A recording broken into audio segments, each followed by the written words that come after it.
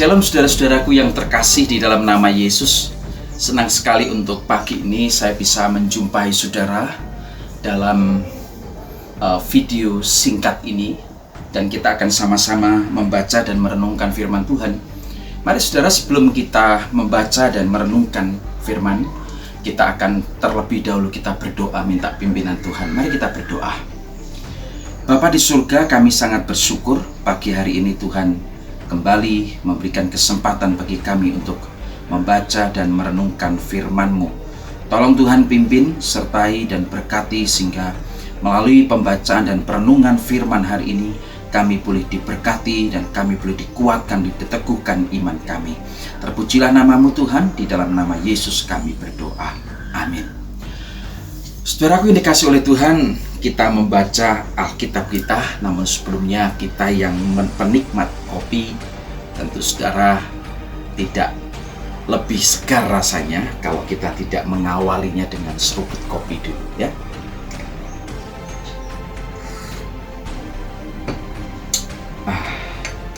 Saudara, kopi rasa nikmat, manis ya. Saudara sekalian dikasih oleh Tuhan, kita membaca kitab Matius pasal yang ketiga ayat yang ke-8. Matius 3 ayat yang ke-8, demikian bunyi firman Tuhan. Jadi hasilkanlah buah yang sesuai dengan pertobatan. Ya. Matius 3:8 berkata, jadi hasilkanlah buah yang sesuai dengan pertobatan. Saudaraku, ketika kita menanam satu pohon, katakanlah itu baik itu pohon mangga, pohon jambu, pohon rambutan, pohon pisang, jagung, ataupun juga mungkin tomat, mungkin juga ada terong dan lain sebagainya, saudara. Tentu yang kita harapkan bukan hanya sekedar tanaman itu subur dengan dedaunan yang begitu hijau dan lain sebagainya, tetapi tentu saudara kita mengharapkan bahwa tanaman yang kita tanam itu akan menghasilkan buah, dan buah itu bisa kita nikmati dan kita rasa. Saudara yang dikasih oleh Tuhan, demikian pula dengan kehidupan kita sebagai orang Kristen. Kehidupan kita sebagai orang percaya, tentu saudara, kehidupan kita Tuhan harapkan, Tuhan inginkan supaya kehidupan kita ini menghasilkan buah. Buah-buah di dalam kehidupan kita yang bisa dilihat, dirasakan, dinikmati, ya, menjadi kesaksian yang baik terhadap orang-orang yang ada di sekitar kita. Saudaraku dikasih oleh Tuhan, satu ayat yang kita baca di dalam Matius 3:8 ini adalah ucapan dari Yohanes Pembaptis. Alkitab mencatat bahwa saat itu Yohanes Pembaptis sedang membaptis banyak orang yang datang baik dari Yerusalem, dari Yudea, ataupun dari daerah-daerah di sekitar sungai Yordan. Mereka datang minta untuk dibaptis karena berita yang disampaikan oleh Yohanes sebelumnya, itu satu berita yang sangat terkenal yang berkumandang pada saat itu adalah bertobatlah sebab kerajaan surga sudah dekat. Ya, berita tentang bertobatlah sebab kerajaan surga sudah dekat berkumandang di Yerusalem, di Yudea, dan di sekitar daerah sungai Yordan, sehingga membuat banyak orang yang berespon hari itu, mereka minta diri untuk dibaptis sebagai tanda daripada pertobatan mereka. Tetapi saudara sekalian dikasih oleh Tuhan, ada kelompok yang lain yang juga datang pada saat itu, yaitu orang-orang Farisi dan orang-orang Saduki yang juga mendengar tentang berita bertobatlah sebab kerajaan surga sudah dekat. Mereka pun datang kepada Yohanes Pembaptis minta diri untuk dibaptis. Jadi saudara sekalian dikasih oleh Tuhan, ada dua kelompok besar orang yang masyarakat pada hari itu yang datang kepada Yohanes untuk dibaptis, yaitu kelompok warga orang-orang Yerusalem, Yudea, orang-orang yang di sekitar sungai Yordan, dan kelompok yang kedua adalah pemimpin-pemimpin agama yang di dalamnya adalah orang-orang Farisi dan orang-orang Saduki.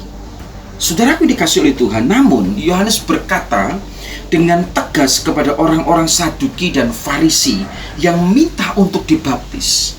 Satu teguran yang sangat keras sekali. Kalau saudara membaca di dalam ayat yang ke-7, tetapi waktu ia melihat banyak orang Farisi dan orang Saduki datang untuk dibaptis. Banyak orang, bukan 1-2 saya pikir. Banyak orang datang. Tidak membuat Yohanes langsung, wow, luar biasa, sukacita banyak yang bertobat. Enggak. Tetapi justru Yohanes, dia menegur mereka. Dia berkata begini, hai kamu keturunan ular beludak, siapakah yang dapat mengatakan kepada kamu bahwa kamu dapat melarikan diri dari murka yang akan datang? Suatu teguran yang sangat keras sekali, saudara. Bagaimana mungkin seseorang dikatakan, hai kamu keturunan ular beludak? Saudaraku dikasih oleh Tuhan, ini satu teguran yang sangat-sangat keras, pedas kepada orang-orang Saduki dan orang-orang Farisi. Kenapa saudara Yohanes Pembaptis menegur mereka dengan keras? Saya yakin Yohanes Pembaptis tahu betul siapa dan seperti apa kehidupan orang-orang Farisi dan orang-orang Saduki. Secara lisan mereka mengajarkan tentang hukum Taurat. Mereka menguasai hukum Taurat, mereka tahu isi hukum Taurat, tetapi di dalam kehidupan mereka, mereka tidak mencerminkan bahwa mereka adalah pengikut daripada Allah Yahweh. Apa yang dikatakan oleh Alkitab dalam bagian yang lain, mereka adalah orang-orang yang munafik. Perkataan yang mereka katakan tidak dilakukan oleh mereka sendiri. Jadi antara perkataan dan perbuatan tidak sinkron, sehingga orang berkata orang Farisi dan Saduki adalah orang-orang yang munafik. Karena itu tidak salah jikalau Yohanes Pembaptis kemudian menegur mereka dengan keras sekali, karena Yohanes ingin supaya mereka tidak salah paham mengenai baptisan itu. Jangan mengira bahwa dengan dibaptis maka mereka dapat menghindar dari murka dan hukum Allah. Mereka menganggap bahwa dengan baptisan mereka bisa menghindari akan hukuman Allah. Jangan mengira bahwa karena mereka adalah anak-anak Abraham maka mereka akan pasti diselamatkan. Saudaraku yang dikasih oleh Tuhan, Yohanes berkata kepada orang Saduki dan Farisi, hasilkanlah buah yang sesuai dengan pertobatan. Sungguh saudara, ini satu ucapan yang saya pikir bukan hanya untuk orang Saduki dan Farisi pada hari itu, tetapi juga untuk saudara dan saya. Kita yang sudah dibaptis di dalam nama Allah Bapa, Allah Putra dan Roh Kudus. Kita yang sudah percaya kepada Yesus. Pesan Tuhan, perintah Tuhan sama. Hasilkanlah buah yang sesuai dengan pertobatan. Di dalam Alkitab terjemahan lain dikatakan, tunjukkanlah dengan perbuatanmu bahwa kamu sudah bertobat dari dosa-dosa. Tunjukkanlah dengan perbuatanmu bahwa kamu sudah bertobat dari dosa-dosa. Ini pesan Tuhan, supaya kita yang sudah bertobat, kita menunjukkan adanya satu perubahan di dalam kehidupan kita. Kalau dulunya kita suka mencuri, sekarang tidak lagi mencuri. Kalau dulunya kita suka berbohong, sekarang kita tidak berbohong lagi. Dulu kita suka berbuat zina, sekarang tidak lagi berbuat zina. Dulu kita suka menjelek-jelekkan orang lain, sekarang kita berhenti untuk menjelekkan orang lain. Sudah, satu pertobatan adalah berbalik, bukan hanya bergeser. Kita berbalik kepada Allah dan berjalan kepada Allah. Kita meninggalkan dosa, kita meninggalkan tabiat-tabiat yang lama, dan kemudian kita mengarahkan diri kepada Kristus dan melakukan pekerjaan-pekerjaan Kristus yang memuliakan Kristus. Banyak orang Kristen yang hanya bergeser, saudara. Bahkan banyak orang Kristen yang mengatakan saya pengikut Kristus, saya beriman, saya percaya, tetapi ternyata kehidupannya tidak dibarengi dengan perbuatan-perbuatan yang membuktikan bahwa diri mereka adalah pengikut Kristus. Saudara, jelas sekali Alkitab mengatakan, hasilkanlah buah yang sesuai dengan pertobatan. Tunjukkanlah dengan perbuatanmu bahwa kamu sudah bertobat dari dosa-dosamu. Buktikanlah dengan perbuatan bahwa kamu telah bertobat. Saudara sekalian dikasih oleh Tuhan, mengapa Yohanes berkata demikian? Mengapa Yohanes berkata dengan begitu tegas sekali kepada orang-orang Farisi secara khusus pada saat itu? Yaitu Yohanes ingin memperbaiki konsep tentang baptisan. Baptisan bukan syarat untuk diselamatkan, tetapi baptisan adalah tanda sebuah pertobatan.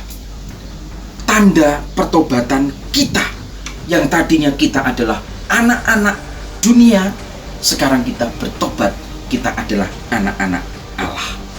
Saudaraku dikasih oleh Tuhan, hal ini juga dikatakan oleh Yohanes Pembaptis kepada orang Saduki dan orang Farisi, untuk menegur orang-orang Farisi dan Saduki yang hidupnya tidak selaras dengan pertobatan mereka, yang hidupnya tidak sesuai dengan apa yang mereka katakan, ucapkan, dan ketahui.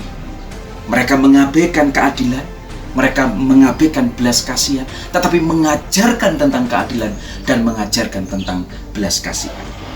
Saudaraku dikasih oleh Tuhan, di dalam sebuah buku menuliskan begini: pertobatan yang sejati akan diikuti buah kebenaran. Kalimat ini indah sekali.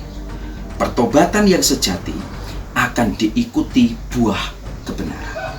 Selanjutnya kalimat itu begini: iman yang sungguh-sungguh menyelamatkan dan pertobatan harus nyata, ya, harus nyata dalam kehidupan yang meninggalkan dosa dan menghasilkan buah kesalehan. Saudaraku dikasih oleh Tuhan, mari kita belajar dari Yohanes 3 ayat 8 ini. Perkataan ini bukan hanya untuk orang Farisi dan Saduki, tetapi untuk saudara dan juga untuk saya. Hasilkanlah buah-buah pertobatan. Buktikanlah bahwa diri kita adalah orang yang sudah bertobat dan meninggalkan dosa. Saudaraku dikasih oleh Tuhan, orang yang mengaku percaya kepada Kristus dan menjadi anak Tuhan, tetapi kehidupannya tidak menghasilkan buah yang baik, adalah seperti pohon yang akan ditebang dan dicampakkan ke dalam api. Di dalam ayat yang ke-8 dikatakan, jadi hasilkanlah buah yang sesuai dengan pertobatan, dan janganlah mengira bahwa kamu dapat berkata dalam hatimu, Abraham adalah bapa kami, karena aku berkata kepadamu, Allah dapat menjadikan anak-anak bagi Abraham dari batu-batu ini. Ayat 10. Kapak sudah tersedia pada akar pohon, dan setiap pohon yang tidak menghasilkan buah yang baik pasti ditebang dan dibuang ke dalam api. Aku membaptis kamu dengan air sebagai tanda pertobatan, ini kata Yohanes. Tetapi ia, yaitu Yesus, yang datang kemudian daripadaku, ya, lebih berkuasa daripadaku, dan aku tidak layak melepaskan kasutnya. Ia akan membaptis kamu dengan Roh Kudus dan dengan api. Ayat 12, alat penampi sudah di tangannya. Ia akan membersihkan tempat pengirikannya dan mengumpulkan gandumnya ke dalam lumbung, ya, gandumnya ke dalam lumbung, tetapi debu jerami akan dibakarnya dalam api yang tidak terpadamkan. Saudaraku yang dikasih oleh Tuhan Yesus Kristus, mari kita menjadi orang Kristen, orang percaya yang menghasilkan buah sesuai dengan pertobatan kita. Satu pertanyaan terakhir, saudara. Apakah saudara adalah gandum yang akan dikumpulkan oleh Allah ke dalam lumbung? Ataukah saudara ini adalah debu jerami yang akan ditampung dan kemudian dikumpulkan, dibakar ke dalam api yang tidak terpadamkan? Saudaraku dikasih oleh Tuhan, saya punya kesempatan untuk melihat pohon pisang. Ada satu hal yang menarik dari pohon pisang ini, saudara. Apa yang menarik? Yang menarik adalah bahwa pohon pisang ini hanya tumbuh sekali dan berbuah hanya sekali. Dan biasanya hanya satu tandang. Memang ada yang 2-3 tandang, Tetapi yang paling banyak adalah satu tanda. Nah, saudara, pohon pisang ini setelah mereka berbuah dan buahnya kita ambil, kita nikmati, maka pohon pisang itu kita tebang dan selanjutnya mati. Tetapi ada satu hal yang istimewa juga, bahwa pohon pisang yang belum berbuah, kita tebang sekalipun, dia akan tetap tumbuh. Tebang lagi, dia akan tetap tumbuh, dan dia sampai berbuah. Saudaraku dikasih oleh Tuhan, hidup kita hanya sekali di dalam dunia ini, bukan? Seperti pohon pisang, yang hidupnya hanya sekali, tetapi menghasilkan buah, dan dia berjuang untuk menghasilkan buah.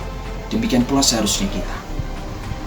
Kita hidup sekali di dalam dunia ini, mari kita hasilkan buah-buah pertobatan yang sesuai dengan apa yang Tuhan kehendaki dalam kehidupan kita. Saya percaya saudara, ketika firman Tuhan ini berbicara kepada kita, menegur kita, dan mengingatkan kita kembali supaya kita menghasilkan buah yang sesuai dengan pertobatan kita, maka saudara sekalian dikasih oleh Tuhan, kehidupan kita akan menjadi berkat bagi banyak orang. Kita akan menjadi berkat bagi mereka-mereka yang ada di sekitar kita. Saudara, kiranya firman Tuhan hari ini memberkati setiap kita dan meneguhkan iman pengharapan kita. Ingatlah saudara, kita adalah orang-orang yang sudah dibaptis. Kita adalah orang-orang yang percaya. Dan Tuhan berpesan hari ini, hasilkanlah buah yang sesuai dengan pertobatan. Tunjukkanlah dengan perbuatanmu bahwa kamu sudah bertobat dari dosa-dosa. Buktikanlah dengan perbuatan bahwa kamu telah bertobat. Tuhan Yesus memberkati. Mari kita berdoa. Bapa di surga, terima kasih untuk hari ini kami bisa bersama-sama merenungkan firman-Mu. Kami bersyukur untuk anugerah yang Tuhan berikan kepada kami hari ini.